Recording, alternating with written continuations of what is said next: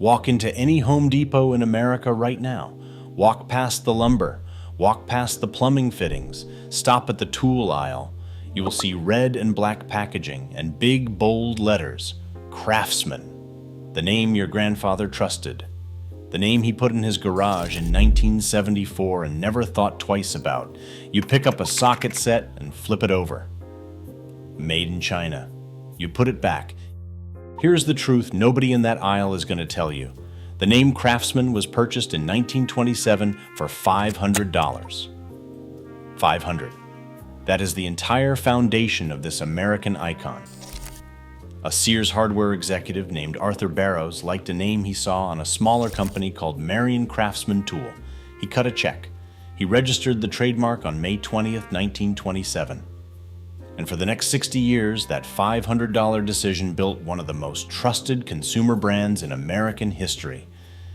Craftsman never manufactured a single tool. Sears contracted out to Danaher, Apex, Western Forge, and Niani, and Stanley. The manufacturers made the metal. Sears put the name on it. That model only works if the name means something, and for decades it meant everything. Here's what made it mean something. Tom Dunlap, Barrows' successor at the hardware desk. When Dunlap took over, he recognized that America was entering the automobile age. Farms were one market, but grease-covered mechanics needed a different tool. Dunlap upgraded the entire line. He specified chrome-vanadium steel. Chrome-vanadium is an alloy combining chromium, vanadium, carbon, and iron. The tensile strength runs between 190 and 300 megapascals. The vanadium creates a fine, uniform grain structure in the steel at the molecular level. The chromium lays a passive oxide layer on the surface, blocking corrosion. Heat treat a chrome-vanadium socket through precise austenitizing, quenching, and tempering cycles, and you get a tool that bends before it breaks. A tool that does not shatter at 80 foot-pounds of torque when you are under a car in January. That was the engineering mode. Carbon steel, what the competition was still stamping out, was brittle under repeated impact loads. It would crack at the corners. A carbon steel socket would round off a bolt head after a season. A chrome vanadium socket outlasted the car it was used on. Craftsman specified this alloy in 1932, the year they introduced their first vanadium steel wrench. They were not the only tool brand in America. They were the only brand your neighbor had heard of selling that spec at a price point that reached the working class. Then they added the warranty. This is where it gets psychological. The Craftsman lifetime guarantee was the simplest promise in retail history. If the tool fails, for any reason, bring it back to Sears. No receipt, no questions, walk out with a new one. That is it. Word of mouth did the rest. Stories spread through garages and job sites. A guy breaks a screwdriver, walks into Sears, walks out 30 seconds later with a replacement. He tells 10 people. Those 10 people buy Craftsman. The warranty was not a cost center. It was the most efficient marketing spend in American manufacturing. Between 1965 and 1989, Craftsman sold 44 million pliers, 400 million screwdrivers, 23 million adjustable wrenches. Those are numbers that don't look like a private label hardware brand.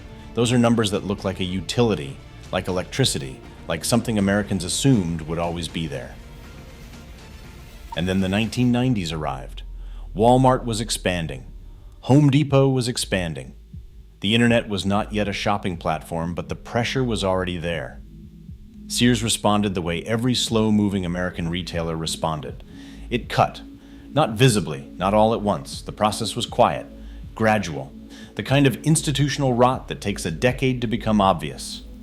Cost-cutting on materials began in the 1970s, became serious by the 1990s, and by the early 2000s, the offshore exodus was complete. Taiwan first, then China. The chrome-vanadium specification stayed on the packaging. What happened to the actual alloy composition and heat treatment inside those Chinese factories is a different conversation. The consumer noticed, not immediately and not because of a press release. They noticed when a ratchet skipped gears after 6 months, when an end wrench spread at the jaws under load, when the chrome finish bubbled after one winter. Forums filled up. Mechanics compared old tools to new tools from the same brand. The difference was not subtle. You could feel it in the tolerances. Meanwhile, the man who owned Sears was not trying to fix this.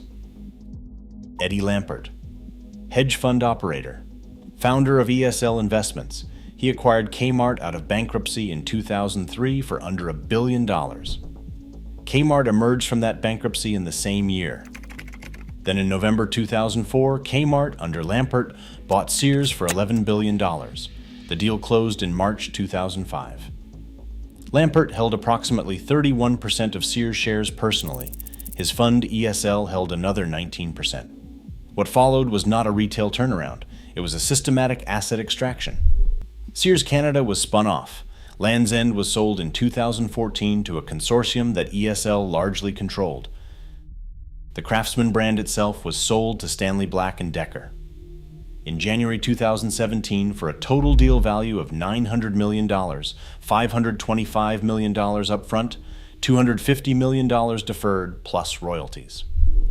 Sears got to keep selling Craftsman products for 15 years under a royalty-free license. A brand it had built over 90 years was gone. Lampert then guided Sears into Chapter 11 bankruptcy in October 2018. He stepped down as CEO at the filing. Through Transform Holdco, an affiliate of ESL, he then purchased most of what remained of Sears, including its stores, the Kenmore brand, and the Die Hard brand, for $5.2 billion. The bankruptcy restructuring team later filed a federal lawsuit in the U.S. Bankruptcy Court for the Southern District of New York. The complaint named Lampert, ESL, and the other defendants, including then Treasury Secretary Stephen Mnuchin, a former ESL investor and vice chairman. The lawsuit alleged that billions of dollars of assets were transferred out of Sears for grossly inadequate consideration or no consideration at all. The settlement eventually paid plaintiffs $175 million. Lampert's personal net worth at the time of filing was $1.1 billion. ESL's portfolio was $1.3 billion. 175,000 Sears and Kmart workers had lost their jobs across the preceding decade. Now Craftsman belongs to Stanley Black Decker, a Fortune 500 company with $15.8 billion in revenue in 2023. A company that also owns DeWalt, and Black Decker, and Irwin, and Lenox, acquired from Newell Brands in a separate $1.95 billion deal that closed the day after the Craftsman acquisition in March 2017. And Porter Cable, and Bostage, and Mac Tools, and Proto, and Stanley itself.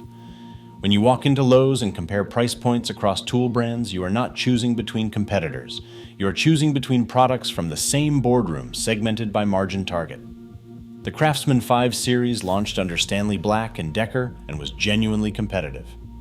Professional grade, chrome-vanadium, strong warranty backing, honest specs. It was discontinued in 2025. Critics noted that Stanley Black Decker had shifted production of iconic raised panel wrenches to India, that the flagship product line was gone, that what remained was largely Stanley rebrands in red packaging. The Department of Justice filed a complaint against Stanley Black Decker, alleging the company received hundreds of reports between 2019 and 2022 of miter saw protective guards and plastic deflectors breaking, causing lacerations to consumers' faces and fingers. The complaint alleged the company failed to report this information to the Consumer Product Safety Commission until June 2022, despite having received those injury reports for years. Since late 2023, Stanley Black Decker has cut approximately 7,000 employees globally. It recorded $141 million in restructuring charges in 2022. It recorded another $39 million in 2023. In February 2026, the company announced the closure of its New Britain, Connecticut manufacturing plant, the city where the company has operated since 1843, the city that literally calls itself Hardware City. 300 jobs are gone. The product being discontinued is single-sided tape measures. A company vice president described the products as quickly becoming obsolete in the markets we serve. Here's what the tape measure numbers do not capture, what the supply chain transformation language obscures, what the earnings calls and restructuring programs cannot quantify. A man named Arthur Barrows paid $500 for a name in 1927. His successor specified an alloy that would not crack under load. His successors built a lifetime warranty that required no paperwork. Those three decisions compounded across 90 years into something that lived in the garages of working-class America the way a handshake lives in a memory. Reliable, personal, assumed to be permanent. What killed Craftsman was not innovation from a competitor. It was not a better product from Milwaukee or Snap-on. It was the slow preference of corporate finance over institutional integrity. It was the choice, made quietly and repeatedly across 3 decades, to optimize the quarter instead of protect the century.